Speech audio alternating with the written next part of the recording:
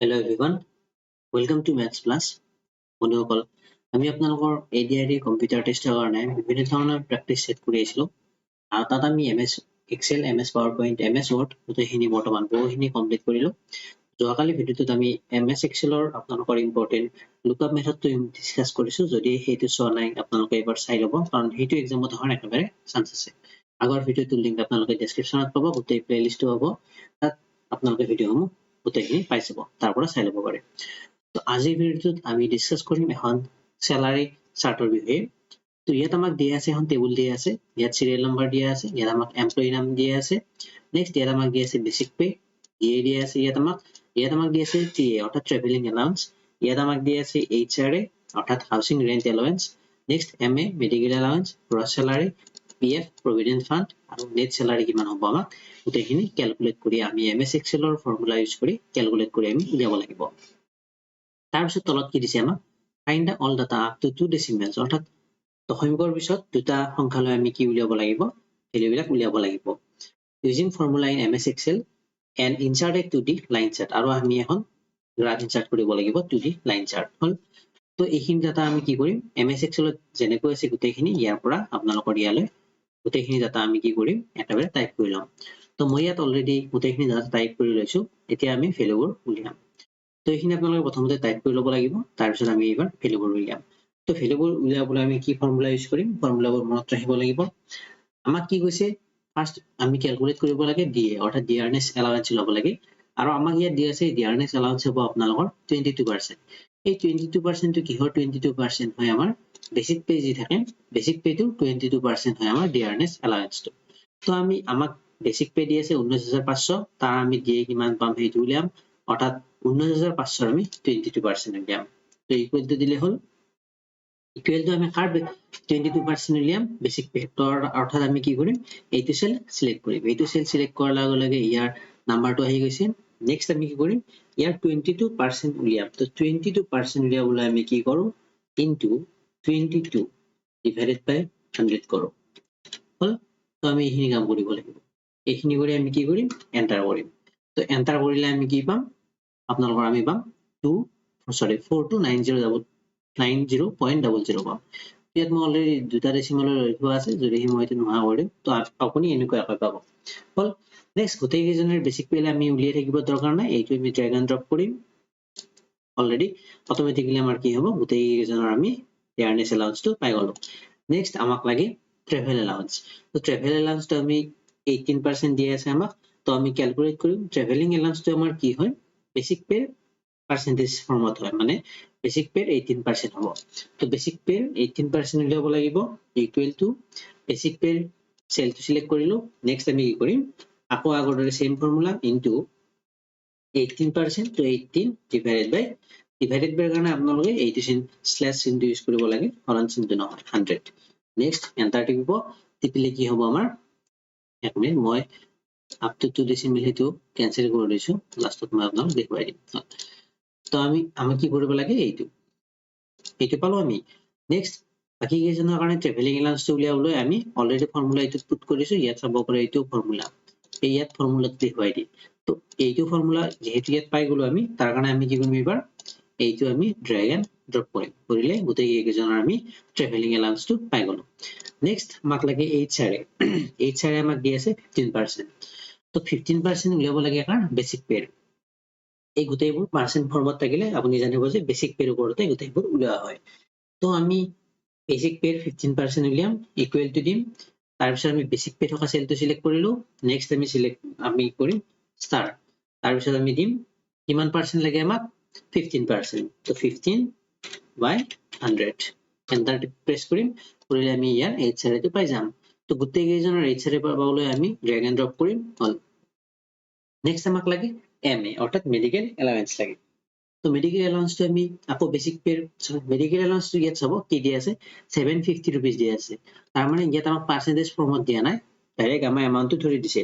তো এই 750 rupees সকলোৰে কাৰণে 750 rupees হ'ব। তো আমি 750 এন্টাৰ কৰিলো। নেক্সট ইয়াত আকৌ বাৰে প্ৰতি আপোনালোকে 750 এন্টাৰ কৰিব নালাগে, এইটো আপুনি ড্ৰেগ এণ্ড ড্ৰপ কৰিলে গোটেইখিনি 750 আহি যাব, হ'ল। নেক্সট আমি উলিয়াম গ্ৰছ চেলাৰী। তো এতিয়া গ্ৰছ চেলাৰীটো কেনেকৈ ক্যালকুলেট কৰে, গ্ৰছ চেলাৰী মানে হ'ল আপোনালোকৰ বেচিক পে তাৰ লগত DA টো যোগ হ'ব, তাৰ লগত TA টো যোগ হ'ব, তাৰ লগত আপোনালোকৰ হাউচিং ৰেন্ট এলাউন্স টো যোগ হ'ব, নেক্সট আপোনালোকৰ মেডিকেল এলাউন্স টো যোগ হৈ আমাৰ গ্ৰছ চেলাৰীটো হয়। তো গ্ৰছ চেলাৰীটো আমি কেনেকৈ উলিয়াম, তাৰ আগতে আমি কি কৰিম, যেহেতু আমাক 2 ডেচিমেল পইণ্টলৈ উলিয়াব দিছিল, তো আমি গোটেই টেবুলখন এবাৰ সিলেক্ট কৰি লওঁ। এই গোটেই টেবুলখন এবাৰ সিলেক্ট কৰিব। তাৰ পিছত ইয়াত এটা অপচন দেখাব নাম্বাৰ। এই নাম্বাৰ অপচনটোৰ ইয়াত দুটা দশমিক চিন আছে। তো প্ৰথমটোত যদি অলপ টাইম ৰাখো কি দেখা পাম, ইনক্ৰিজ ডেচিমেল। তো আমি কি কৰিম, ডেচিমেলটো ইনক্ৰিজ কৰিম। তো কিমান তালৈ ইনক্ৰিজ কৰিম, দুটালৈ।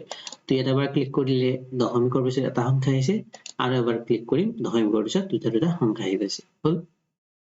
নেক্সট আমাক গ্ৰছ চেলাৰী লাগে। তো গ্ৰছ চেলাৰী কেনেকৈ উলিয়াম, ইকুৱেল টু প্ৰেছ কৰিম। আমাক কি লাগে, চাম লাগে, অৰ্থাৎ আমি প্লাছ কৰিব লাগিব এইখিনি। তো চাম এণ্টাৰ কৰিম। চাম এণ্টাৰ কৰাৰ পিছত আমি কি কৰিম, ইয়াত কমা আহিছে চাম। নেক্সট আমি দিম ব্ৰেকেট। এতিয়া আমি ক'ৰ পৰা ক'লৈ চাম ল'ম, গোটেইখিনি সিলেক্ট কৰিব লাগিব।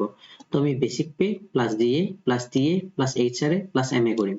অৰ্থাৎ C5 চেলৰ পৰা G5, C5 মানে হ'ল এইটো C, এইটো 5, এইটো চেল C5। নেক্সট এইটো হ'ল D5, এইটো হ'ল E5, এইটো হ'ল F5, এইটো হ'ল G5। তো C5 ৰ পৰা G5 লৈ আমি ললো। নেক্সট আমি ব্ৰেকেটটো বন্ধ কৰিম, এণ্টাৰ প্ৰেছ কৰিলে আমি কি পাম, গ্ৰছ চেলাৰীটো পাম। তো প্ৰত্যেকজনৰ গ্ৰছ চেলাৰী পাবলৈ আমি এইটো ড্ৰেগ এণ্ড ড্ৰপ কৰিম। পাই গ'লো আমি গোটেই কেইজনৰ গ্ৰছ চেলাৰী। নেক্সট আমাক কি লাগে, PF। তো PF টো আমাৰ কিহৰ ওপৰত নিৰ্ভৰ কৰে, গ্ৰছ চেলাৰীৰ ওপৰত। এইটো বেচিক পেৰ ওপৰত নিৰ্ভৰ নকৰে। তো গ্ৰছ চেলাৰী আমি কি কৰিম, 12% আমি উলিয়াম। গ্ৰছ চেলাৰী 12% কেনেকৈ উলিয়াম, ইকুৱেল টু আমি এবাৰ কি সিলেক্ট কৰিম, গ্ৰছ চেলাৰী। তাৰপিছত আমি কি কৰিম, 12%, তো ইনটু 12 ডিভাইডেড বাই 100। তাৰপিছত আমি এণ্টাৰ প্ৰেছ কৰিম, কৰিলে আমি কি পাম, ইয়াত PF টো পাম। তো গোটেই কেইজনৰ PF টো পাবলৈ আমি ড্ৰেগ এণ্ড ড্ৰপ কৰিম। তো পাই গ'লো আমি গোটেই কেইজনৰ PF।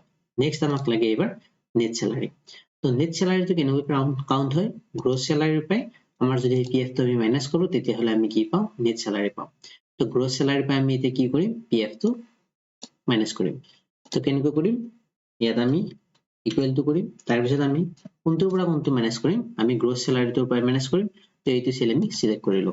নেক্সট মাইনাছ, কোনটো মাইনাছ কৰিম, এইটো চেল মাইনাছ কৰিম। তো ইয়াত আমি প্ৰেছ কৰিলো, হ'ল। তাৰপিছত আমি এণ্টাৰ প্ৰেছ কৰিলে আমাৰ নেট চেলাৰীটো আহি গ'ল। নেক্সট গোটেই কেইজন নেট চেলাৰী পাবলৈ আমি ড্ৰেগ এণ্ড ড্ৰপ কৰিলো। তো গোটেই কেইজনৰ কি পালো, নেট চেলাৰীটো পাই গ'লো। তো এনেকৈ বিভিন্ন ধৰণৰ আমি চেলাৰী চাৰ্ট বনাব পাৰো, আমাক ডাটাবোৰ দিয়া থাকিলে। তো নেক্সট ইয়াৰ পিছত আমাক কি কৈছিল, ইয়াত কুৱেশ্যনটোত 2 ডেচিমেল পইণ্টলৈ আমাক উলিয়াব দিছিল, সেইখিনি উলিয়াই ললো। আৰু আমাক কৈছে insert a 2D line chart. তো আমি এবাৰ কি কৰিব লাগিব, এখন 2D লাইন চাৰ্ট ইনচাৰ্ট কৰিব লাগিব। তো কেনেকৈ কৰিম, প্ৰথমতে আমি টেবুলখন সিলেক্ট কৰি লম। নেক্সট আমি ইনচাৰ্টত যাম। ইনচাৰ্টত গৈ আমাক লাইন চাৰ্ট লাগে। তো এইটো যদি আপুনি ধৰি ৰাখে, এইটো হ'ল কলম চাৰ্ট, এইটো হ'ল আপোনালোকৰ বাৰ চাৰ্ট, এইটো হ'ল আপোনালোকৰ insert stock surface radar chart, এইটো ৰাডাৰ চাৰ্ট বুলি কয়। নেক্সট এইটো হ'ল আমাৰ লাইন চাৰ্ট। তো লাইন চাৰ্ট লাগে, তো ইয়াত আমি ক্লিক কৰিম। তো আমি 2D লাইন চাৰ্ট লাগে, এইটো হ'ল আপোনালোকৰ 2D লাইন চাৰ্ট। ইয়াত ক্লিক কৰিলে আমি কি পাম, আমাৰ লাইন চাৰ্টখন পাম। তো লাইন চাৰ্টখন মই ইয়াত বহাই দিলো। তো এইখন অলপ মই ডাঙৰ কৰি দিব পাৰো, এনেকৈ আপোনালোকে যিমান প্ৰয়োজন হয় অলপ ডাঙৰ কৰি দিব পাৰে, হ'ল। তো ইয়াত পালো। তো ইয়াত আপোনালোকে ইয়াৰ নামটো দিব পাৰে, ইয়াত চাৰ্ট টাইটেলত আপোনালোকে নামটো দিব পাৰে।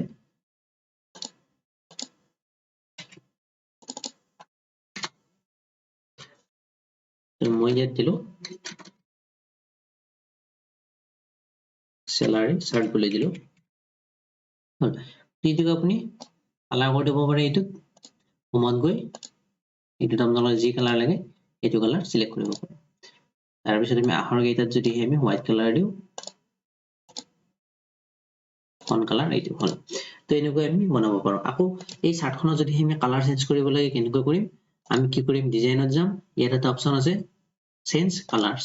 তো ইয়াত ক্লিক কৰিলে আমি বিভিন্ন ধৰণৰ কালাৰ পাম। এইবিলাক আমাক যোনটো কালাৰ চুজ কৰিবলৈ দিয়ে কৰিব পাৰো, অথবা দিয়া নাথাকিলে আমি আমাৰ নিজ ইচ্ছামতে আমি সিলেক্ট কৰিব পাৰো, হ'ল। তো ইয়াত আপোনালোকে আকৌ বিভিন্ন ধৰণৰ ডিজাইন থকা টেবুল পাব। তো এইটো টেবুলত আপোনালোকৰ ভেৰিয়েবল ধুনীয়াকৈ লিখা যায়। নেক্সট এইটোত আপোনালোকক অলপ বেলেগকৈ দেখাব, গোটেইবোৰ বেলেগ বেলেগ টাইপত দেখা পাব। তো যোনটো লাগে সেনেকৈ সিলেক্ট কৰি ল'ব পাৰে। তো আমাক কুৱেশ্যনটোত যি দিয়া আছিল আমি কমপ্লিট কৰিলো। এনেকৈ আমি কি কৰিব পাৰো, এখন চেলাৰী চাৰ্ট আমি বনাই ল'ব পাৰো। তাৰপিছত আপোনালোক এটা কথা মনত ৰাখিব যে কেতিয়াবা কি কৰিব দিব পাৰে এই স্যালাৰিসমূহ মানে আমাক ইনক্ৰিজিং অৰ্ডাৰত বনাব দিব পাৰে অৰ্থাৎ আমি কাৰ দৰমহাটোকে ৰাখিম যোনে বেছি পায় অলৰেডি এইটো ইনক্ৰিজিং অৰ্ডাৰত হৈ আছে বাৰু তথাপিও মই শিকাই দিছো কেনেকৈ এইটো ইনক্ৰিজিং অৰ্ডাৰত আমি এৰেঞ্জ কৰিম তাৰ কাৰণে আমি কি কৰিম হোমত যাম নহয় সৰি ইয়াত আপোনালোকে এটা অপচন পাব ভিউ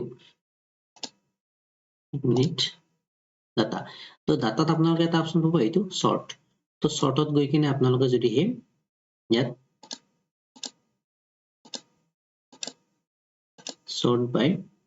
sort by কি আছে net salary তো net salary পালো মানে net salary হিচাপত আমি কি ইনক্ৰিজিং অৰ্ডাৰত আমি এৰেঞ্জ কৰিম অৰ্থাৎ আমাৰ প্ৰথম কোনটো থাকিব যোনে লয়েষ্ট দৰমহা পায় তাৰটো প্ৰথম থাকিব তাৰ পিছতো তাৰে নেক্সট দৰমহা পোৱা আৰু শেষত থাকিব সবতকে যোনে বেছি দৰমহা পায় সেইটো তো আমি sort by net salary আমি সিলেক্ট কৰিলো ইয়াত তো নেক্সট আমি কি সিলেক্ট কৰিম অৰ্ডাৰ তো কেনেকুৱা অৰ্ডাৰত লাগে আমাক স্মলেষ্ট টু লাৰ্জেষ্ট অৰ্থাৎ ইনক্ৰিজিং ফৰ্মত লাগে তো স্মলেষ্ট টু লাৰ্জেষ্ট সিলেক্ট কৰিলো নেক্সট আমি ওকে প্ৰেছ কৰিম ওকে প্ৰেছ কৰিলে আমি কি দেখা পাম এই গোটেইবোৰ কি হ'ল আমাৰ মানুহবোৰৰ ইনক্ৰিজিং অৰ্ডাৰ প্লেচ হৈ গ'ল আগৰ বাৰত কেনেকুৱা আছিল প্ৰথমতে আছিল প্ৰণৱ শৰ্মা আৰু স্যালাৰি আছিল 27258 আৰু আটাইতকৈ কম দৰমহা পোৱা আছিল সুজিত দাস আৰু তেওঁৰ স্যালাৰি আছিল 16895 তো এইবাৰ আমি সৰ্ট কৰাৰ পিছত আমাৰ কি হ'ল সুজিত দাস প্ৰথমত গুচি গ'ল কাৰণ সবতকৈ লয়েষ্ট স্যালাৰি আকৌ সবতকৈ বেছি স্যালাৰি পাৰ্সনজন তলফালে আহি গ'ল তো এনেকুৱা আমি যেনেকুৱা ফৰ্মত লাগে আমি তেনেকৈ ডাটাবোৰ এৰেঞ্জ কৰি ল'ব পাৰো তো এইখিনি আছিল ভিডিঅ'টো ভাল পালে লাইক কৰিব চেনেলটো সাবস্ক্ৰাইব কৰি থব আজিলৈ ইমানেই থ্যাংক ইউ